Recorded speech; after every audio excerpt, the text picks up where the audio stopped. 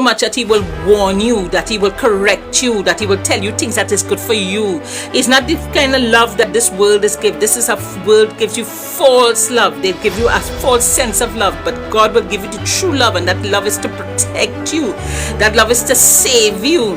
That love is to guard you. That's why he will bring warnings, and that's why he will be stern, because he does not want you to fall, and he does not want any to perish, but many will perish. That is his sad part, and that is why Jesus' heart is aching right now. Jesus is crying and he's weeping for his people.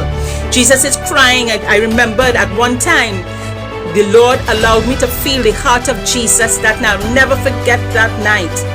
I was in my bed and I was lying. I was in between wake and sleep, and I felt something take me, and it was Jesus. I saw him crying. And I felt his heart as I saw him crying.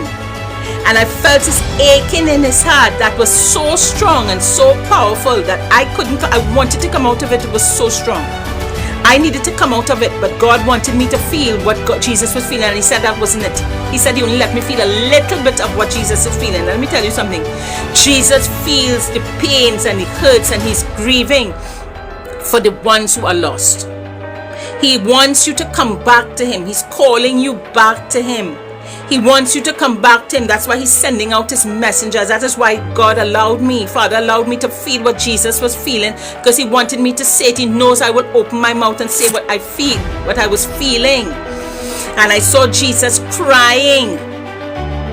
And I felt his hurt and I felt his pain. Even at one time I was in meditation again, and I saw Jesus crying in the Garden of Gethsemane.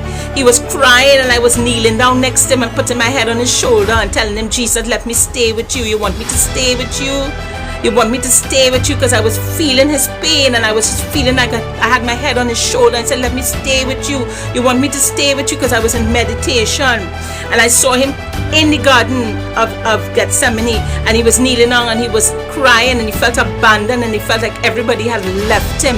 He felt like there was nobody there with him. He even felt abandoned by the Father as well. He was feeling abandoned in that time, and that's why he was praying for God to give him the strength